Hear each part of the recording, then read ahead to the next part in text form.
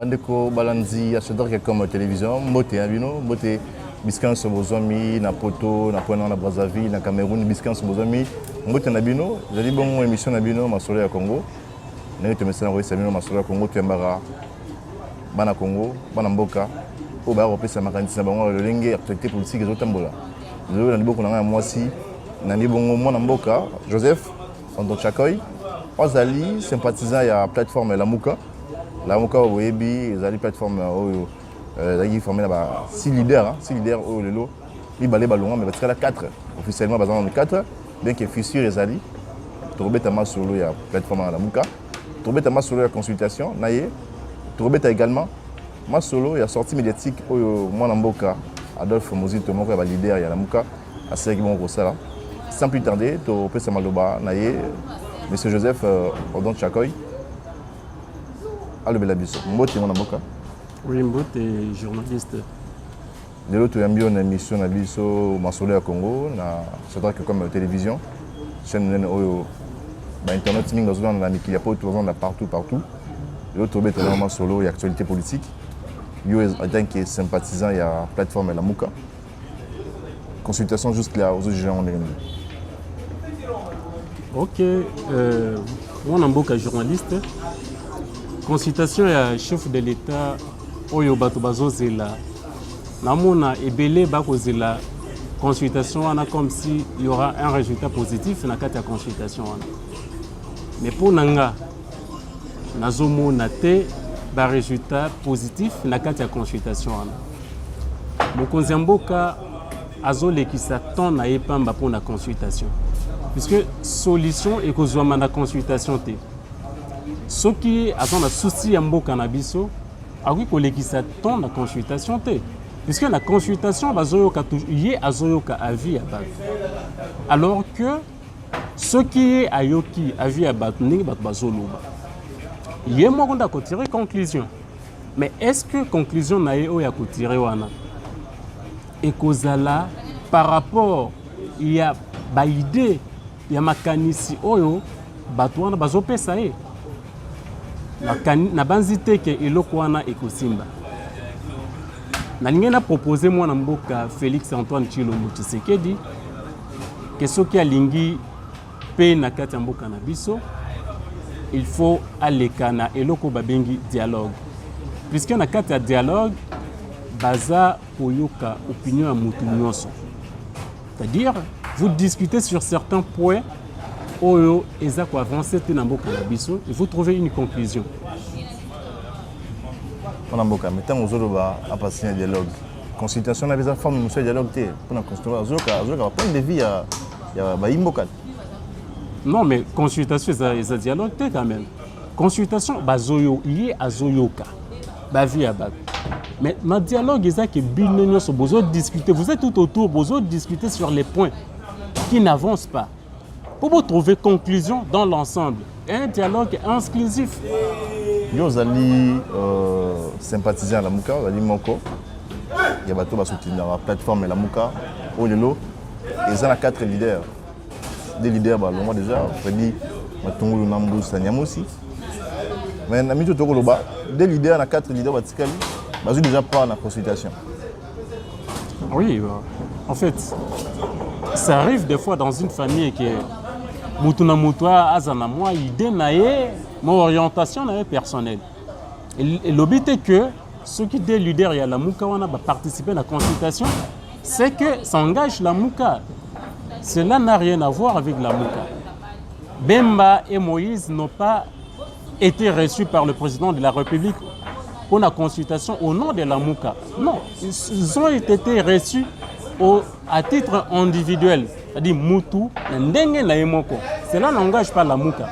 Alors, et le but est que pour Bango se consulter par le président de la République, pour Baza leader à la Muka, dès la Muka a été consultée. La Muka n'a pas été consultée. Ce sont les individus Moïse Katumbi, individus Jean-Pierre Bemba, des Bazaï consultés, mais pas au nom de la Muka. Là, il faut éclaircir l'opinion, il faut battre que des leaders wana bazaï consulté au nom de la Muka. C'est en titre individuel de Bazala qui consulté pour faire sa opinion. Donc si c'est le cas, nous pouvons comprendre qu'il est lobby Martin Fayulu pas la consulter, mais on va la consulter à titre individuel, mais on va la consulter n'est-il la Moukate. Non, mais Martin Fayulu ne peut pas être consulté comme tout le monde. Il ne peut pas être consulté comme tout le monde. Et c'est la même chose avec Vital Kamerhe pendant le règne de Kabila. Vital Kamerhe n'a pas voulu être consulté comme tout le monde. Martin Fayulu, c'est un grand leader. Martin Fayulu a été élu par le peuple congolais. Et vu la manipulation, vu tout ce qui ronge l'administration et la politique congolaise, on a écarté Martin Fayulu en faveur du président Tchichi. Mais les lots, consulter Martin Fayulu, consulter non, c'est un grand leader, il faut respecter. Il y a consulter le Lengeni. C'est un cadre de consultation. Il y a à la consulter et puis à ma consultation puisque le plan est sorti à crise à proposer qu'il y a depuis longtemps. Tout au début, il a constaté que tôt ou tard, nous serons dans une crise, puisque la crise est légitime qui a engendré plusieurs crises et que nous voyons aujourd'hui, la crise institutionnelle, la crise politique. Et vu qu'il était un homme voyant, un homme intelligent, il a proposé un plan de sortie de crise à l'Assemblée, à l'opinion. Et tout le monde est taxé Fayulu comme un demandeur d'emploi, alors que c'était une façon de faire sortir le pays de la crise. Et aujourd'hui, avec les consultations, Félix a compris que le pays ne va pas bien. Il rentre dans la philosophie politique de Martin Fayulu. Il cherche les consultations pour passer ça à vie. Alors, comment va couper ça à vie? Toi, tu as voulu ceci. Tu as voulu cela.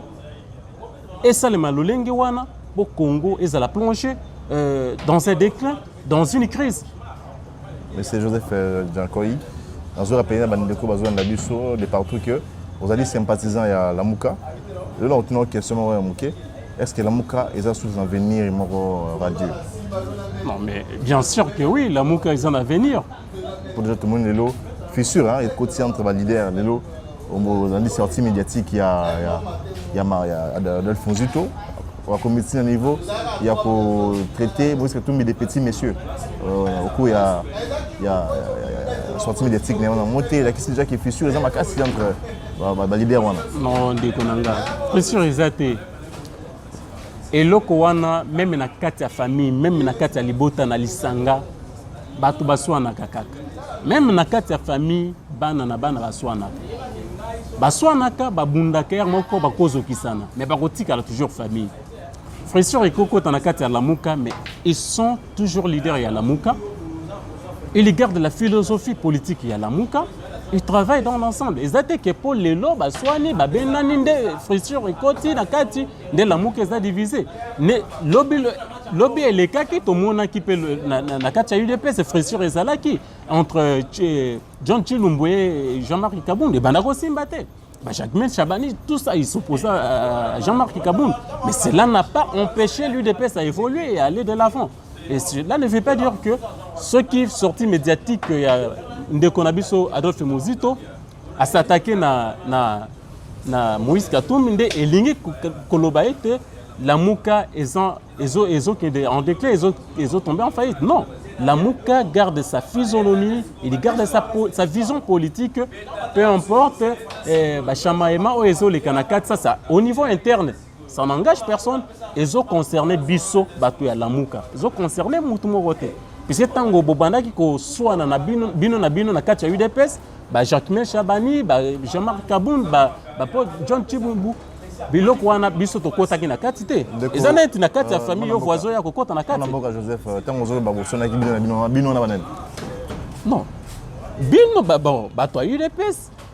Donc, cadre UDPS, cadre UDPS, bango na bango, banaki ko soit na kati ya UDPS. Au bamususu banako linga Jean-Marc Kabundu, bamususu baboya kai. Donc, eza na kati ya famille, bango baswa na kati ya famille, bakoki ko pepe ko bongisa na kati ya famille. Wana etali mutute. Ok, lelo to me raconter surtout sur volet sur dossier mususu etali Bukangalonzo, au monde lelo IGF, inspection générale des finances, c'est bon pour ça le rapport. Ça a été, tout le monde ici, Moka ici, près de 205 millions na makambo etali projet ya Bokanga Lonzo. Bino ba opposant na opposition ko côté la muka. Bo juger yango de lengeni. Bon, ezape une bonne façon pour batala ndengeni gestion ya Bokanga Lonzo elekaki.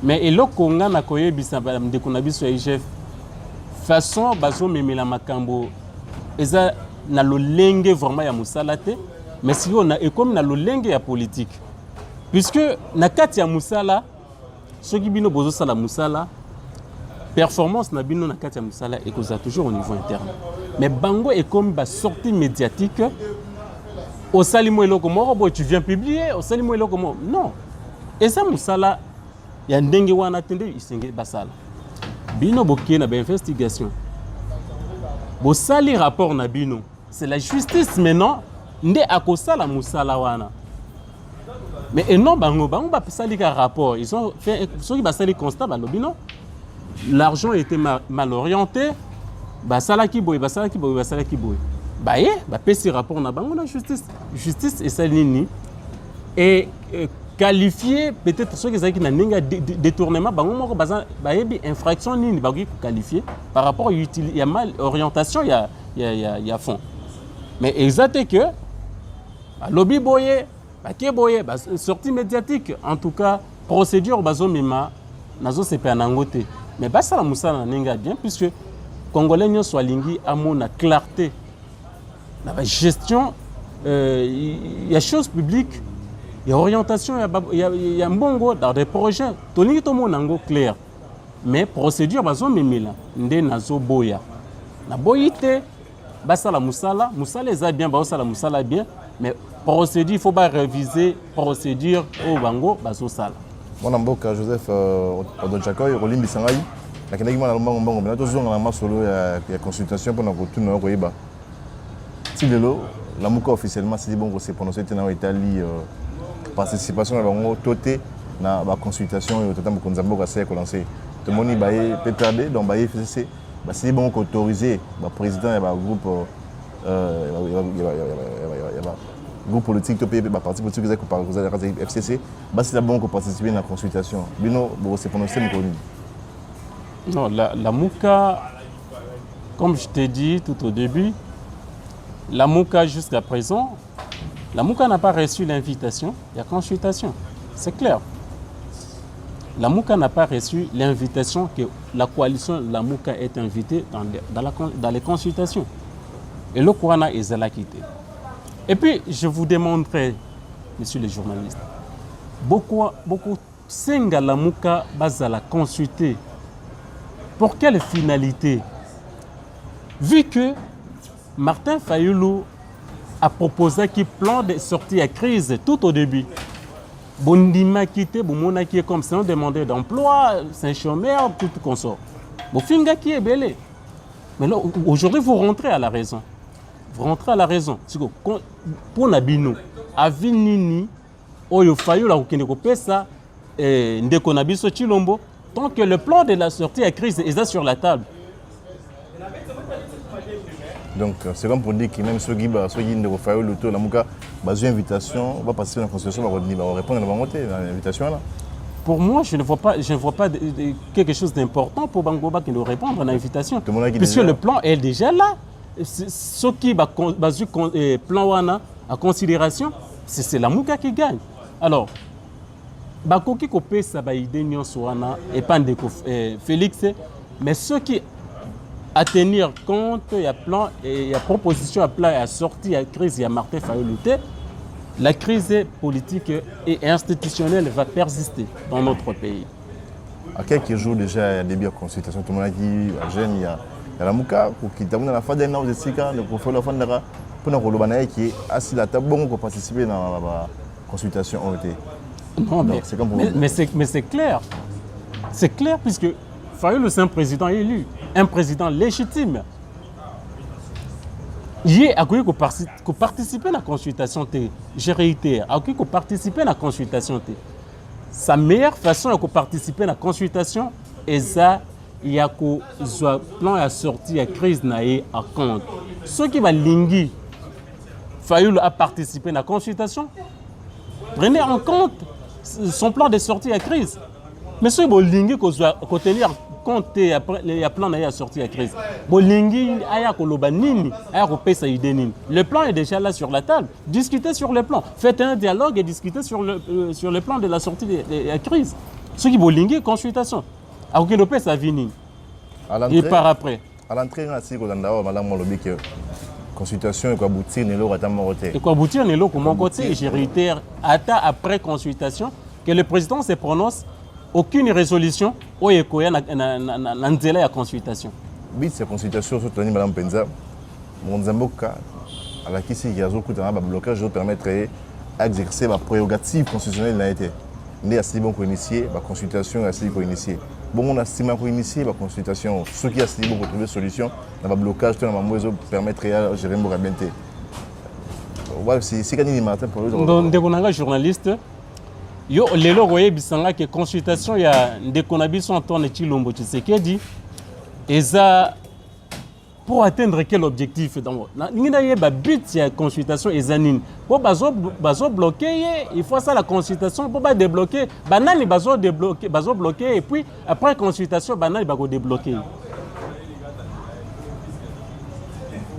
banani bako débloquer voilà motuna otuna ngai na tuni yo pona la kisayo que consultation wana ekwabuti nelo comme côté puisque ne attention na ye ce qui a la consultation pour azwa azala majoritaire na parlement wana amikosa il n'a pas d'autre magie de Rosimbate et Rosimbate même ceux qui a lobé à dissoudre l'assemblée les lots à organiser élection amata akita ekosimbate et puis à cause de la majoritaire t'es na kati assemblée puisque la procédure est toujours compliquée ça sera très difficile que l'on puisse réussir et puis je peux te le démontrer. Démontrer monsieur votre madame Ndabino va comprendre.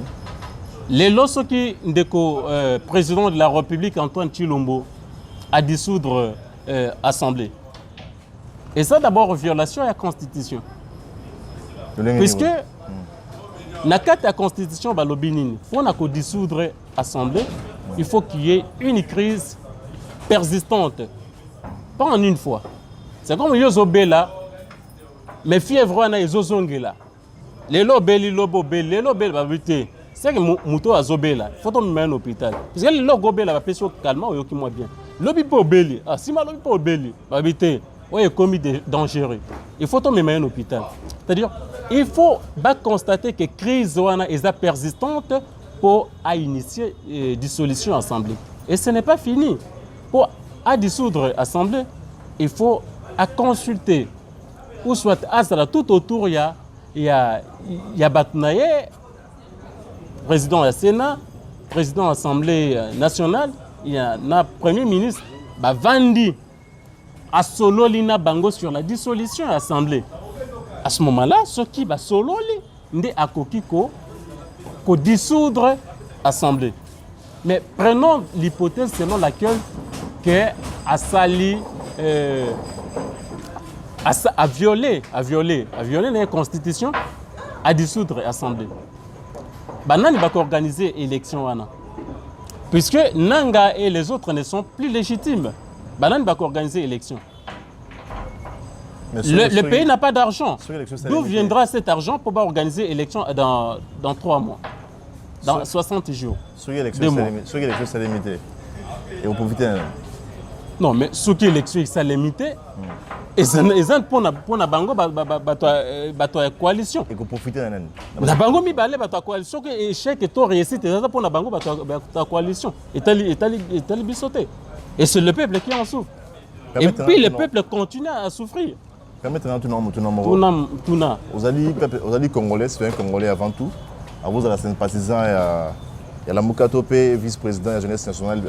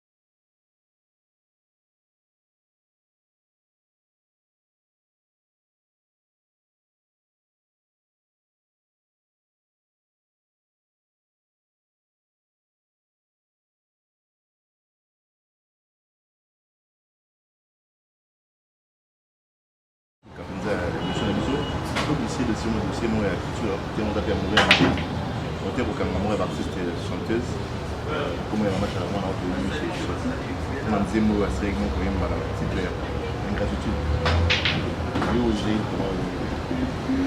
En tout cas, c'est une bonne leçon morale, hein, cette chanson. Si tout dépendait de moi, il n'y aurait comme ma meilleure chanson à nous. Peut-être il y a siècle, ingratitude. Ils ont pris sa leçon dans le domaine. Ça tourne autour de la société. Et ça, dans le plan politique, hein. Non, mais qui se sent mauvais, c'est mouche. Moutou a yebi ka salima, be soka yoki chanson wana kosilika. Soka yembeli ba politicien. Ça va yebi pourquoi? Baza touché ba yebi pourquoi? On a beaucoup à comprendre les gens c'est moi yembeli ba politicien. On a envie boy. Soka ba politicien. Et pour ça on a mis batangaki. Balo qui se sent mauvais, c'est mouche. Yo oyebi na olika muta. Bayembi nzembo wana basadresse nanga to bato famille na yo babi nzembo na yo yembi wana osadresse na mututel mais asita yikombo ya mututa. Voilà pourquoi au moins siko culpabilité ndenge ezala. Donc eloko ezake soko kenda ko yibe eloko moko boye oyebi ko yibi mais tant ko mona ba policier bazoya pembe na yo moko ko mo trembloter c'est que oyebi likama non yibi na nzembo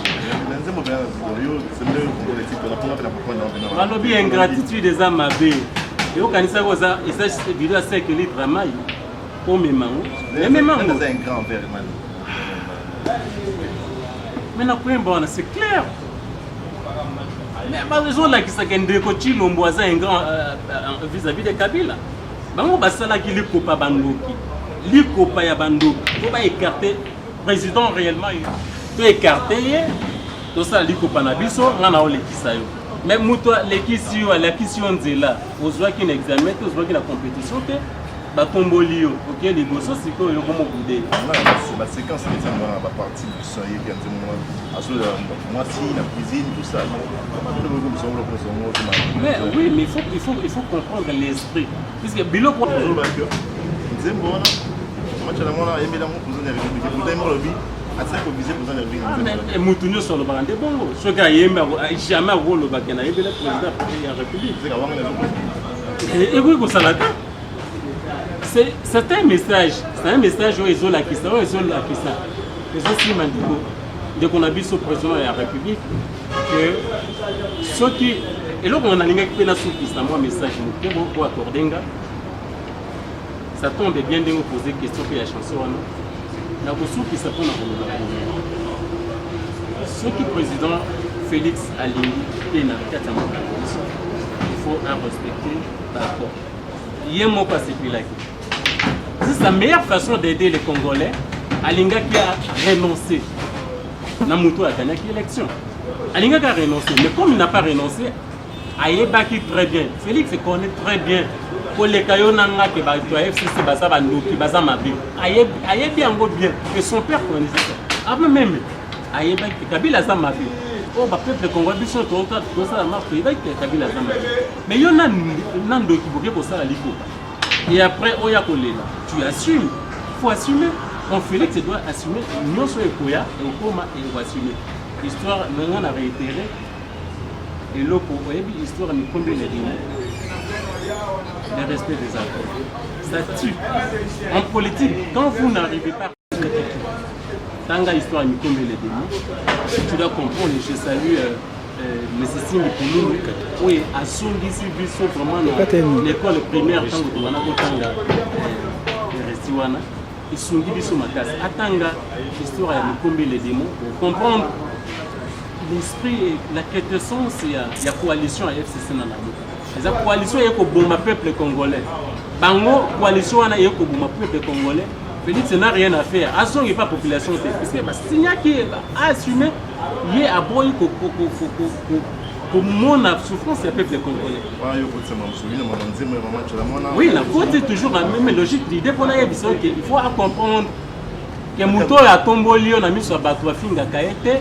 Baseka Kaete, Batiola Kaete, Baminimisa Kaete. Ah oui, mais ni n'ignore. Ni n'ignore. Après, ça va être pouvoir. bapesaka nano mwana te bapesaka pouvoir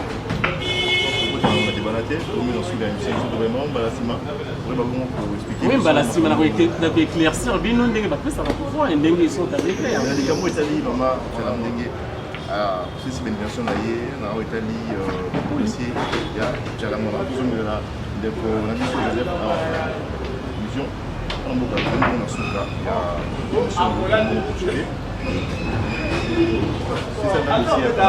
sisa bandeko azonamda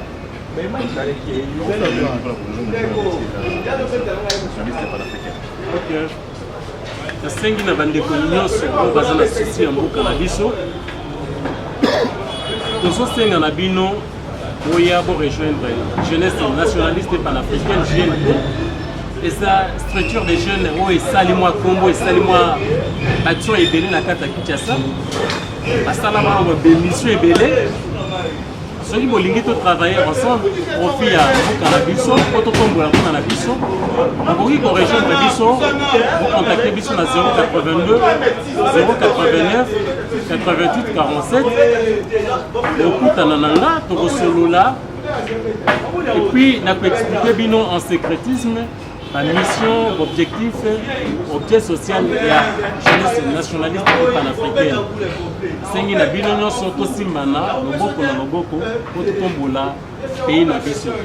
Même na cadre ya musique jeunesse nationaliste et panafricaine bayembaka commission ya musique ezali bayemba nzembo ya euro ya 2 euros Lumumba Kabila bayemba kombo ya bayemba nzembo ya indépendance. Donc, c'est quoi? 68 ans d'indépendance, donc, les obétas, on va la poste à la chanson. Oui, une commission de musique est allée, musique est Obima. Donc, à la tête, clip et indépendance, c'est Obima. Pour enrichir pour juin, on fait des missions sur l'indépendance, parce que on a clip la mission, on va rejoindre la mission, on va arriver, la mission et l'individu. Merci beaucoup mon amour Joseph donc Jack Koy ou Jack Koy a rappelé ma microphone de la mission aux amis sympathisants et à la Mouka et en même temps vice-président de la jeunesse nationaliste africaine aussi et tu oublies que je suis aussi politologue de formation. Vous allez politologue de formation à l'université de Kinshasa, à la fédération transmettre la mission de tout le monde a souffert, tout le monde a été disponible sur la mission. Donc aussi, ça, l'émission était sans copier, ça, merci Mingi, Kevin, on a une deux caméras. Ça pour vous, ça m'a envoyé aussi la réalisation et l'émission. Si ça fait émission de ceux qui n'ont pas petit beauté, le boss, le patron de la chaîne, c'est vrai que comme Azali Bongo, dans le États-Unis, beauté, ici, Azali boss, comme bon dans ce cas, ici, on se merci de la mission. Vous vous invitez à vous abonner à la chaîne de la télévision, ici, on va vivre des formations en temps réel, et puis ici, on posera votre jeunesse sur la politique de la jeunesse et la production de l'émission. Merci, vous avez au revoir.